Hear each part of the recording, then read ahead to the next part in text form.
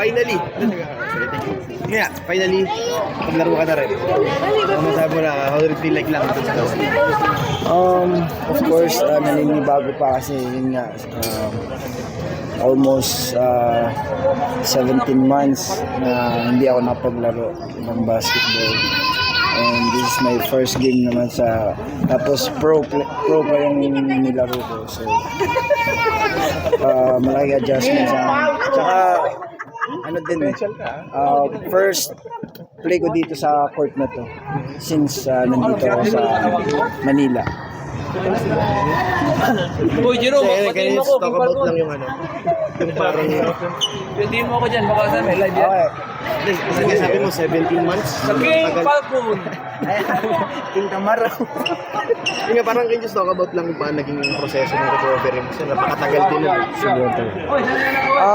Well, dun sa 17 months na yun, talagang pulido yung recovery ko. Then after, unang-una sa Adamson ako nag-recover. No, tapos after nung na-draft na ako sa Magnolia, inalagaan ako sa Transcend, which is yun yung nag-handle ng mga PT sa Magnolia. So, pulido naman yung pagka rehab sa Transcend, and sobrang galing naman nila magre-rehab dun sa mga coaches PTs. Jerome, sabi ni Coach Sito, sulit daw yung paghihintay nila sa'yo.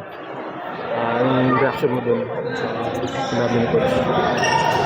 Siguro sobrang thankful lang ako lagi kay Coach Chito kasi yun nga, as a rookie, no, but sinabi niya sa akin na before the PBA start, sabi niya di daw ako rookie para sa kanya, parang veterano na daw ako maglaro, and malaking contributor daw kami, dalawa ni Save. So as a player, hindi ko yun sinasayang na opportunity ng mga ganun. Jerome, how was it like playing alongside yung mga battle tested na guards like Paroka? Ayun, nakakapanibago kasi yun nga, may nakakasamang sobrang veterano, sobrang galing, like Kuya Mark Baroka, Kuya Paul.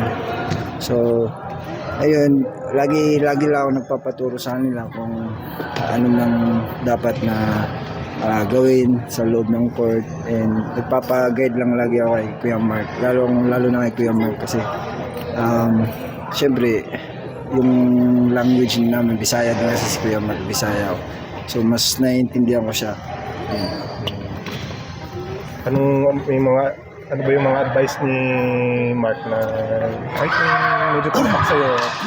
So, Si Kuya Mark, ang sinabi niya lang talaga lagi sa akin is